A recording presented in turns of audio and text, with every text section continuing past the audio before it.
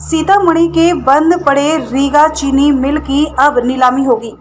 इसको लेकर न्यायालय द्वारा नीलामी की तारीख मुकर्रर कर दी गई है। आगामी 28 अगस्त को रीगा चीनी मिल के नीलामी को लेकर बोली लगाई जाएगी। किसानों को उम्मीद है कि नीलामी के बाद से मिले पैसे से उनकी बकाया राशि का भुगतान होगा और एक बार फिर चीनी मिल से धुआं निकलेगा। लेकिन इस सब के बीच दूसरी तरह सुप्रीम कोर्ट के अधिवक्ता और लोजपा नेता ने इस मामले को लेकर बड़ा खुलासा किया है।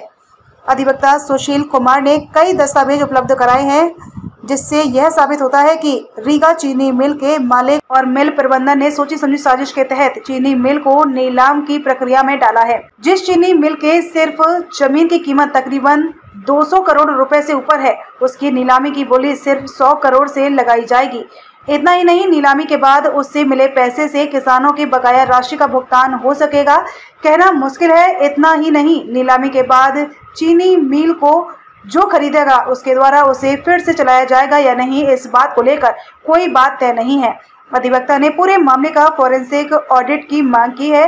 पूरे मामले में सबसे गंभीर बात यह है कि जिस समय चीनी मिल खुद आर्थिक तंगी का रोना रो रही थी, उसने अपनी ग्रुप कंपनी को 15 करोड़ का लोन उपलब्ध कराया था, जो जांच का विषय है।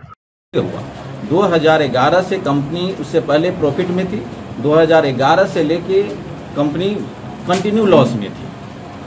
और लॉस का रीजन क्या है? वो फंड का डाइवर्जन है, इसके कारण से हुआ है। दूसरा, आप देखेंगे कि उस जो 15 करोड़ के जो लोन है, इसका डिस्क्लोज भी उनके बैलेंस शीट के फ्रंट पेज पर करना चाहिए, कि उन्होंने वो भी नहीं किया है। ये हम दिखाते हैं आपको। उनका खुद का जो प्रमोटर है मिस्टर धनुका जी, उनका पर्सनल गारंटी दिया गया। क्यों नहीं वो अपनी पर्सनल प्रॉपर्टी गारंटी से बेचकर रीगा शुगर मिल को चलाने की कोशिश कर रहे हैं? उसने बैंक से लोन लिया, लोन का भी उनको रिपेमेंट होना चाहिए था। उनके पहले उनकी प्रॉपर्टी सीज होना, भाई क्या है कि पब्लिक की प्रॉपर्टी सीज होना चाहिए।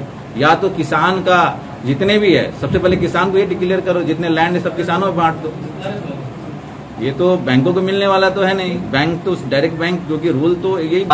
ये जो रीगा शुगर मिल में फ्रॉड हुआ है, ट्रांजैक्शन का जो फंड का डाइवर्जन हुआ है उनकी ग्रुप कंपनी में, विलेसुन ग्रुप कंपनी में 15 करोड़ लोन उन्होंने दिया। जब खुद ही अपने लाले है तो दूसरे को तुम लोन देने के लिए पैसा कहाँ से आ गया 15 करोड़ देने के? ये इंपॉर्टेंट पॉइंट है। दूसरा है कि रिजर्व प्राइस जो रखा है उन्होंने 101 करोड़ रुपया का, वो भी एक सस्पिशन में आता है कि इतना कम प्राइस क्यों रखा गया, जबकि उसकी जो अप्रोक्सीमेटली लैंड कॉस्ट हो रही है वो 200 करोड़ का अप्रोक्सीमेटली आ रही है। तो ये भी एक साजिश है।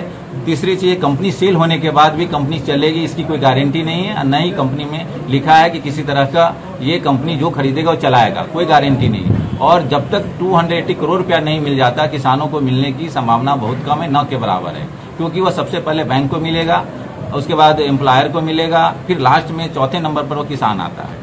ठीक है, उसके बाद मिनिमम कंपनी के पास जो है 286 करोड़, जब तक पेमेंट मिनिमम इतना आएगा तो ही जाके किसानों को वो पैसा मिल सकता है। और सीबीआई की इंक्वायरी का मांग करते हैं, इसमें फोरेंसिक ऑडिट होनी चाहिए, इसका भी मांग यदि हुई है तो इसकी कॉपी पब्लिक डोमेन में आना चाहिए कि आखिर क्यों हुआ है। ये हम मांग तक कर रहे हैं।